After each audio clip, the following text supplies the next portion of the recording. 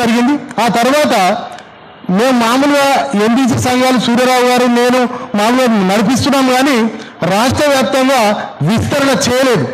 ఇది 2008లో పీజేఆర్ చనిపోయిన రోజు నాడు సెంట్రల్ కోర్టు హోటల్లో ఈ రాష్ట్ర కార్యవర్గాన్ని ఏర్పాటు చేసినాం. మరి అది అంత పెద్దగా నాకు తెలిసి రియాల్లో పీజేఆర్ జయంతి ఉన్నట్టుంది. మరి రియాల్లో రేపు నాకు ఐడియా లేదు, కానీ ఈరోజు మళ్ళా ఆ ఏర్పాటు చేసుకున్నాము. కానీ ఆనాడు మాకు పెద్ద దిక్కు ఎవరు కనిపించలేదు. కృష్ణన్న అన్నదండం లేకుంటే ఇవాళ ఎంబీసీ కులాలు లేవు, ఎంబీసీ కార్పొరేషన్ లేవు. కృష్ణన్నతోటి ఎన్నో ఆయన ముందు పెట్టి చంద్రబాబు గారు కానీ రాజశేఖర రెడ్డి గారు కానీ వివిధ అధికారులకు మీకు చెప్పాలా, ఈ విజయ్ కుమార్ అన్నది నెల్లి అని పడ్డది 40 ఏళ్ల క్రితం. నెల్లి అని పడితే వాళ్ళు రోజు ఆ అధికారి దగ్గరికి ఈ అధికారికి దగ్గర దిగుతారు, కానీ నీలి మాది నెల్లి నీలి అని వాళ్ళు తిరుగుతూ ఉంటే కూడా వాళ్ళ కుల సంఘాన్ని ఎవరు పట్టించుకోకపోతే అప్పుడు కృష్ణ నాయకత్వాన బీసీ కమిషనర్ ఆఫీసులో మేము 2008లో విజ్ఞాపన పత్రాన్ని ఇస్తేనే నీలి అయింది. ఆ పేపర్ నాడు వచ్చింది, నీలి అవునా, నెల్లి కులస్తులు నీలి కులస్తుగా మారునా అని పేపర్ స్టేట్మెంట్ కూడా వచ్చినాయి.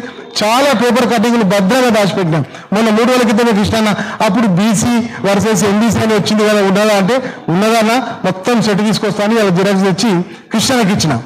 అయితే ఇంత జరుగుతుంటే మరి ఇవాళ బీహార్లో కర్పూరి ఠాకూర్ గారిని ఆదర్శంగా తీసుకొని మరి లాలూ ప్రసాద్ యాదవ్, ములాయం సింగ్ యాదవ్, నితీష్ కుమార్ గారు అక్కడ తయారైండ్రు. అదే తమిళనాడుకు వస్తే కరుణానిధి గారు మరి ఆయన కొడుకు స్టాలిన్ గారు ఇలా రాజ్యం చేస్తూ ఉన్నారు. మరి నెక్స్ట్ బీసీలు ఎక్కడ పరిపాలకులు అవుతారు, ఏ రాష్ట్రంలో అవుతారు అనే ప్రశ్నార్థకంగా ఉంది. మరి తెలంగాణలో పూర్తి పవనాలు వీస్తున్నాయి. కృష్ణ నాయకత్వంలో ఎప్పుడైతే మేము ఎంబీసీలను అడిగేసినామో ఇవాళ ఎస్సీ ఎస్టీ బీసీ మైనార్టీలు అందరూ కూడా కృష్ణ నాయకత్వంలో నడవవలసిందే. మొన్న కూడా అన్నాడు, న్యాయమైన కోరిక. నేను 69లో పనిచేసిన కొండ లక్ష్మణ బాబూజీని ముఖ్యమంత్రి కావాలని 2003లో పుస్తకాన్ని రాసాడు. అయితే ఆ తర్వాత బీజేపీలో బీసీ ముఖ్యమంత్రి రావడానికి నేను అందరితో చర్చ జరిపితే వచ్చింది అని చెప్పి అన్నాడు. అదేవిధంగా ఇవాళ బీసీ ముఖ్యమంత్రి అనేది న్యాయమైన కోరిక, బీసీలు రాజ్యం వెళ్ళాలన్నది అంద కోరిక. వికలాంగులకు ఎంఆర్పిఎస్ మద్దతుగా ఎంబీసీల దీక్షలు మేము గతంలో చేసినాం.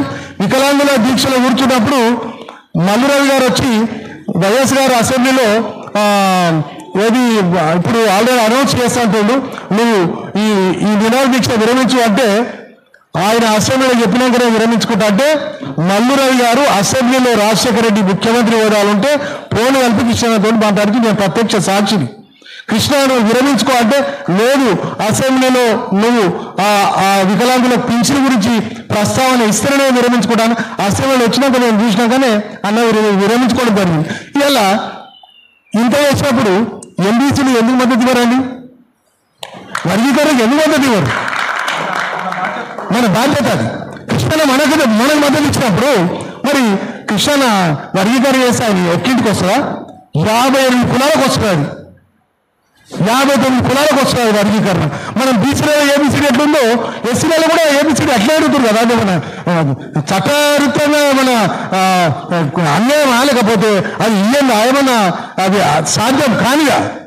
కాబట్టి ఇవాళ మా సూర్యరావు గారు నిరంతరం ఒకటే చెప్తా ఉంటాడు, నెల్లూరు పంచాయతీలు ఎద్దుపై పిల్లి నరసింహరావు బహిరంగ సభలు పెట్టిండా, ధర్నాలు చేసిండా. సత్యం బాయ్ మనం ఏమున్నా స్లోగా బీసీ ఎంబీసీ అని చెప్తా ఉండాలి. కృష్ణ మనకు మద్దతు ఉన్నాడు, కృష్ణ ముందు ఒక్కరు మన మీదకి రాడు అంటే అది అంతకుముందు ఆయన చెప్పిండు. వాస్తవానికి కృష్ణ లేకపోతే మా ఇద్దరిని మన సోదరుని కొట్టేవాళ్ళు.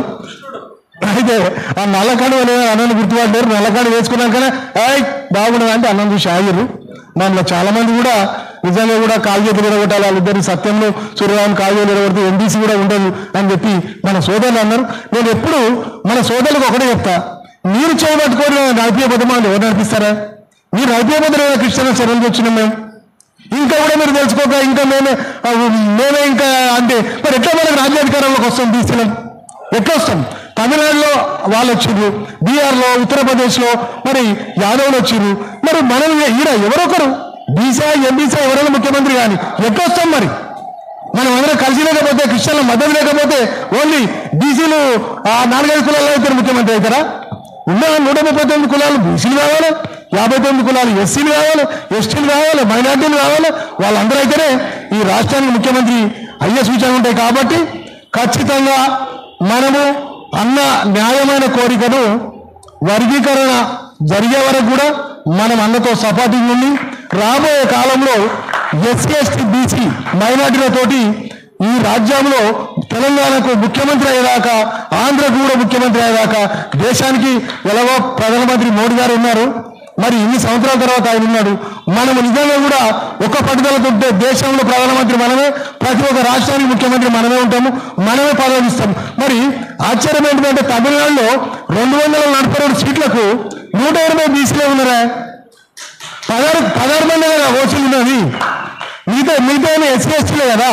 మరి దాని ఉదాహరణ తీసుకొని మరి మనం ముందుకు నడిస్తే ఖచ్చితంగా కూడా మనము ఈ రాజ్యాధికారం చేజిక్కించుకునే అవకాశాలు పుష్కలంగా ఉన్నాయని చెప్పి కృష్ణన్న గారి మద్దతు, ఆయన ఆశయాలు, ఆయనకు అన్నదండగా మనము, మనకండదండగా ఆయన అన్ని కుల సంఘాలు, అన్ని కులాలు మనము ముందుకు రాబోయే కాలంలో ముందుకు పోవాలని చెప్పి ఈ ఎస్సీ వర్గీకరణకు ఎంబీసీల మద్దతు అందరూ కూడా చేతుల ద్వారా, శబ్దం ద్వారా చెప్పాలని, ఎస్సీ వర్గీకరణకు